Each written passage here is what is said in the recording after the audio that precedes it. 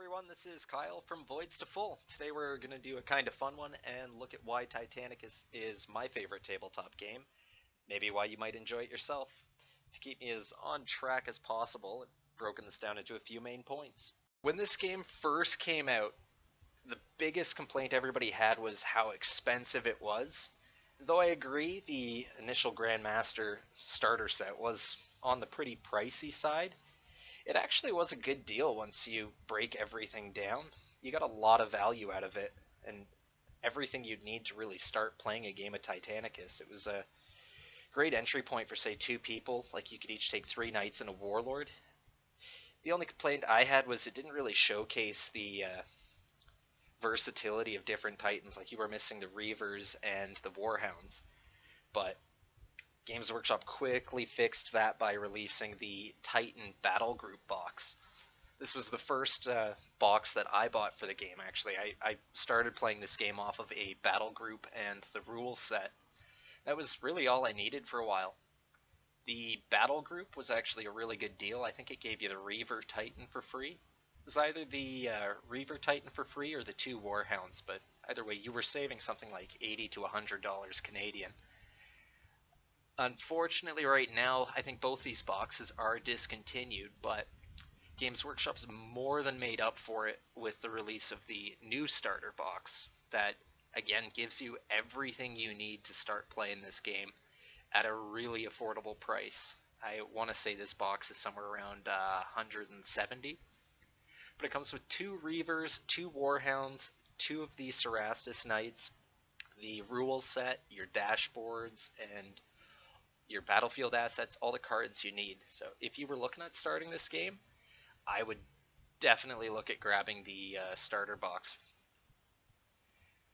That being said, another thing that makes this game super affordable that I don't think a lot of people really factor in is it's basically a skirmish game. So you can play it with anywhere from 2 to 6 titans, and that covers all the point values of the main games. Rather than, having to paint that like 60 model army or 20 model army for, say, 40k or Age of Sigmar, this one you can get by with as little as 2, and you're pretty much capped out or maxed at around 6. And say, look at doing a knight army, that would be a little on the higher model count side, maybe around 20 to 30, and quite a bit more expensive. Or you could just, say, do a Myrmidon maniple of just 2 Warlord Titans, maybe with some, like, 6 Knights, and that would be all you need.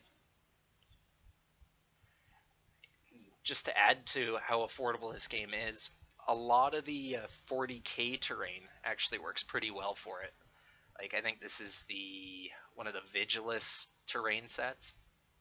So I know Titanicus is in a different scale than most of the Games Workshop games, but a terrain set like this would work just fine and fit the scale of the game quite well, actually. So if you're playing multiple systems, you can get by using a lot of the terrain for both. So the next thing I want to talk about is game support. There's a lot of tabletop games out there where they only frequently release for the top selling faction in it. It can be extremely frustrating for you if you don't play that faction. You're left on the sideline wondering, okay, cool, well, when's it my turn? Because Titanicus takes place in a certain period of time with only one race, that's not an issue. Everything that comes out is something you can use for your army. And it's been really exciting to see things trickle out one kit at a time. If it's not the kits themselves, this game steadily releases supplements that give you new rules, different ways of playing your army, even introducing new legios and different traits.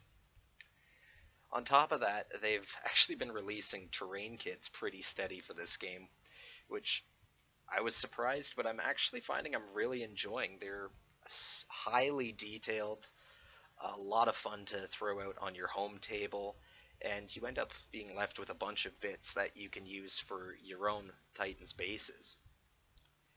The latest release has been the Super Heavy Warmaster Titan, which is amazing to see they're going to this larger scale. I gotta say I'm not completely sold on the look of this one. It kind of makes me think of Frankenstein, but the dashboard or command terminal for it has me really exciting. They're finally making use of the special locations.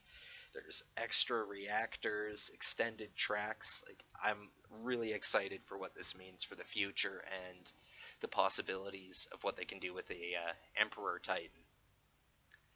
The next interesting thing they do for game support is they actually release a lot of the heads and weapons on separate sprues in all their kits.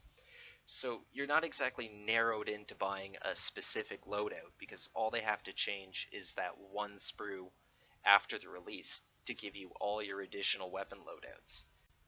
I can't talk about the consistent release schedules without talking about the models themselves. These models are insanely detailed, especially when you consider they're downscaled versions of something that's actually like 3 feet, 3.5 feet tall in the case of the Warlord. I'm a bit of an OCD painter myself. I like fully getting my money's worth, and putting paint on all the pipes and vents of these things has been quite the process.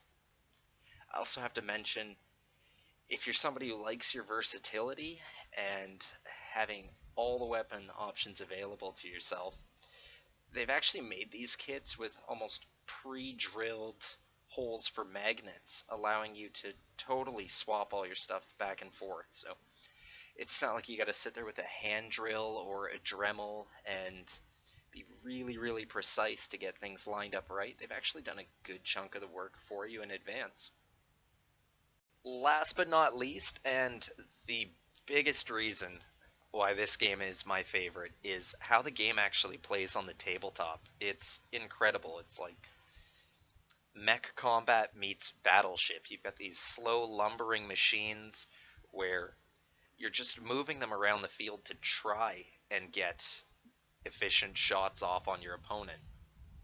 Everything matters, from which flank you've exposed to where your guns are pointed. There's no pre-measuring at all, meaning you've got to be really sure about your shots before you take them, otherwise they're wasted. The gameplay is incredibly balanced. You and your opponent both have the exact same titans to work from, the exact same mana pools, and the exact same opportunity to tweak your mana pool rules with different legions.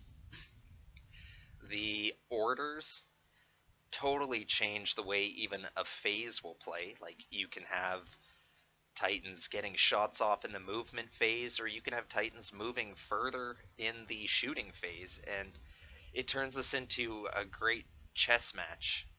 On top of that, it's a you go, I go system, or alternate deployment. So unlike some games, you're not sitting there waiting for, say, half an hour or 45 minutes for your opponent to do all their moves. It's they move one unit, then you move one unit in return. So on top of that, you're not even thinking about what you want to accomplish. It's basically they're putting a movement forward, and then you have to try and figure out what they're doing and counter it, just unit to unit. So activations totally matter in this game.